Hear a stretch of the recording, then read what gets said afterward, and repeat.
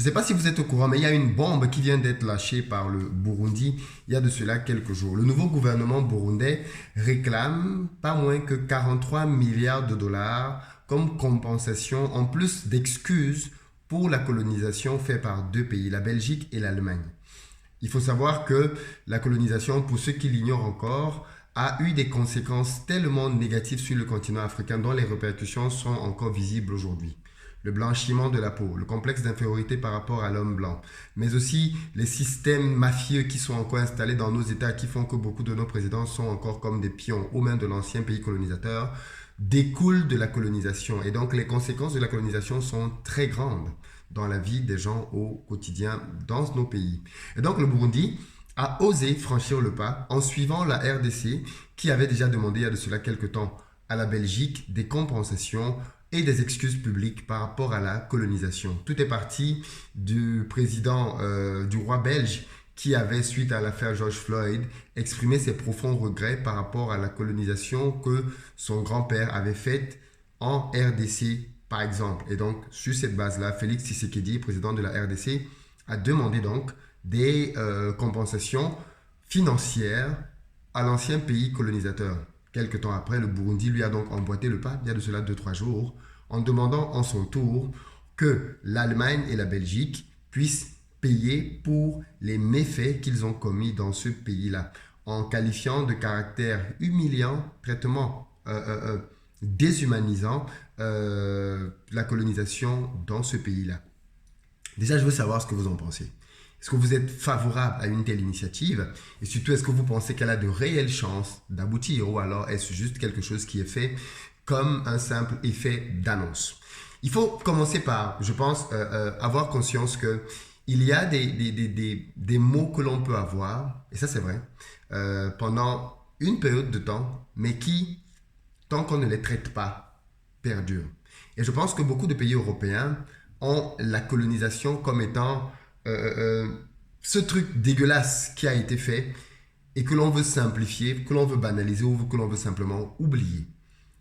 La colonisation a été, à la suite de l'esclavage, bien évidemment, une manière déshumanisante pour l'Europe de traiter les pays qui ont été colonisés, mais aussi de s'enrichir, parce qu'il faut bien parler de ces deux aspects-là.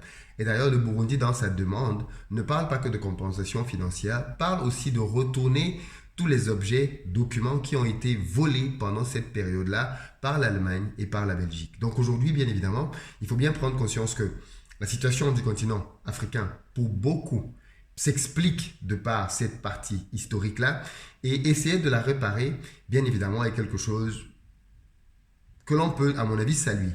Maintenant, la vraie question derrière, c'est est-ce que le Burundi a de réelles chances de récupérer quoi que ce soit de l'Allemagne ou de qui que ce soit d'autre? Parce qu'il faut bien comprendre que pour que tu obtiennes quelque chose de la Belgique, de l'Allemagne ou de qui que ce soit d'autre, cela s'obtiendra généralement sur la pression. Ce n'est pas parce que tu es gentil ou parce que tu as formulé une belle demande que la Belgique va te signer un chèque ou alors que l'Allemagne va te signer un chèque. Non, c'est parce que tu as des éléments de pression. Et moi, je pense que si la Belgique est seule, pas si la Belgique est seule, si le Burundi et la RDC se retrouvent seuls dans cette démarche, ils n'obtiendront pas grand-chose.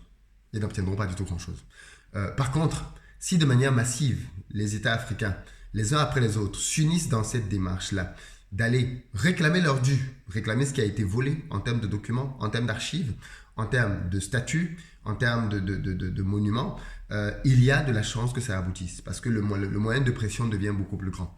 Les compensations financières aussi, bien évidemment. Est-ce que c'est une bonne chose? Je pense que le sujet mérite en tout cas d'être mis sur la table parce qu'aujourd'hui on vit avec un peuple qui a encore un traumatisme très grand et qui bien évidemment malheureusement est perpétré parce que les gens qui continuent de diriger nos pays sont clairement à la botte de l'ancien colonisateur. Alors, il se trouve que le Burundi particulièrement est un pays un peu rebelle. Et donc on peut attendre en réalité que ce type de démarche-là vienne d'un tel pays. Pourquoi rebelle? Parce que finalement l'ancien président, je crois que c'était Pierre Nkurunziza qui est même décédé récemment, est quelqu'un qui s'était mis à dos toute la communauté internationale, entendez les pays occidentaux, parce qu'il avait pris de force un troisième mandat. Et donc de fait, il était devenu un peu comme quelqu'un qui n'était plus bien vu dans ces sphères-là, parce qu'il ne jouait pas le jeu comme il fallait qu'il le joue. Et puis dans sa manière à lui de diriger son pays, on va dire qu'il s'était attiré les foudres de beaucoup de pays occidentaux parce que il mettait en avant il était vraiment à contre-courant sur beaucoup de sujets. Et donc tout ceci, bien évidemment, n'a pas aidé sa notoriété et sa popularité. Mais comme il a été ostracisé et mis de côté, je pense que ça a créé chez lui et donc finalement dans son gouvernement comme un désir de vengeance. Et peut-être que c'est ce désir de vengeance-là qui aboutit aujourd'hui au fait que le prochain président, qui était clairement du même parti que Pierre Nkurunziza, donc un allié, hein, aujourd'hui vient réclamer haut et fort, à la suite de la RDC, que des restitutions financières soient faites. Malheureusement, dans nos États francophones, on n'en est pas là. Hein. Dans nos États francophones, on a des gens qui se proclament maréchal. Comme au Tchad, on a des présidents qui sont là depuis pratiquement 40 ans, comme au Cameroun. On a des présidents comme Alassane Ouattara qui, après avoir dit il y a quelques jours qu'il quittait complètement le pouvoir, décide de revenir, ce qui, à mon avis, peut être qualifié d'insulte pour tous ses collaborateurs, de dire qu'il n'y en a aucun qui peut lui succéder. C'est très bizarre, alors que ça fait quand même 2 mandats qu'il a été au pouvoir. Et de fait, on prolonge encore le cycle, alors qu'il avait été félicité déjà par pas mal de personnes, notamment Emmanuel Macron, qui disait que Ouattara montrait le chemin. Là, aujourd'hui, en revenant sur ses propos, il embarrasse un peu beaucoup de gens. Donc bref, quoi qu'il en soit, et qui sait ce que ça va donner? Qui sait à quoi ça va aboutir dans quelques mois au moment de l'élection? Donc, les pays francophones, dans leur large majorité, aujourd'hui, à mon avis en tout cas, ne vont pas forcément rejoindre ce mouvement de réclamation de quoi que ce soit. À moins que, de manière stratégique, ceci soit aussi un moyen de...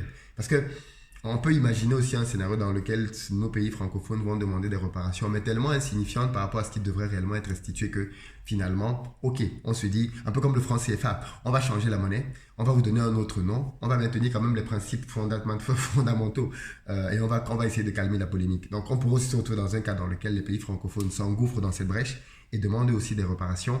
Mais en fait en demandant beaucoup moins que ce qui était réellement nécessaire, avec pour but de peut-être essayer de taire ce sujet-là. En tout cas, c'est un sujet profond, c'est un sujet que l'on trouve vraiment de manière imminente dans la communauté. Je veux savoir quel est votre avis. On parle tout le temps de la colonisation, de l'esclavage, comme étant des éléments, et même du néocolonialisme, qui ont plombé et continuent de plomber le décollage de l'Afrique. Et ça, c'est vrai, je pense que je l'ai déjà dit ici plusieurs fois, et qu'il faudrait que l'on trouve les moyens, parce qu'il y a des choses qui sont au niveau de nos États, clairement, et d'autres qui sont au niveau de la population. Et notamment sur le volet économique, il faut que l'on puisse agir pour faire ce que l'on peut pour récupérer nos économies. Parce que ça, on a quand même quelques éléments et quelques leviers sur lesquels on peut agir. Que pensez-vous de l'initiative du Burundi? Pourquoi est-ce que vous pensez qu'elle est pertinente et est-ce qu'elle a de réelles chances d'aboutir? Autre chose, le montant, 43 milliards de dollars. Est-ce assez pour autant d'années? Parce qu'on ne parle pas des mains coupées. On ne parle pas des humiliations. On ne parle pas des brimades. On ne parle pas des meurtres, des assassinats. Il suffisait des têtes coupées parce que tout cela a été commis pendant la colonisation, de l'exploitation des sols, de l'exploitation des richesses. Le Burundi est un pays qui a beaucoup de nickel, par exemple, et l'Allemagne et la Belgique se sont servis à foison pendant des dizaines d'années là-dessus. Donc, je veux vraiment que l'on parle un tout petit peu de ceci. Et si vous le voulez bien, on pourrait l'aborder aussi d'ailleurs ce soir dans notre émission pour que l'on parle un peu de la décolonisation. Qu'est-ce qu'il en est réellement aujourd'hui et puis comment on fait pour tourner définitivement cette page de notre histoire. Est-ce qu'on est condamné à attendre des réparations? Est-ce que vous êtes pour le principe ou pas des réparations d'ailleurs?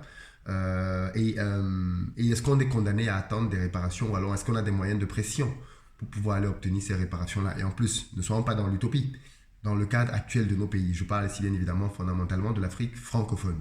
Dans les commentaires, dites-moi ce que vous en pensez. Partagez la vidéo massivement.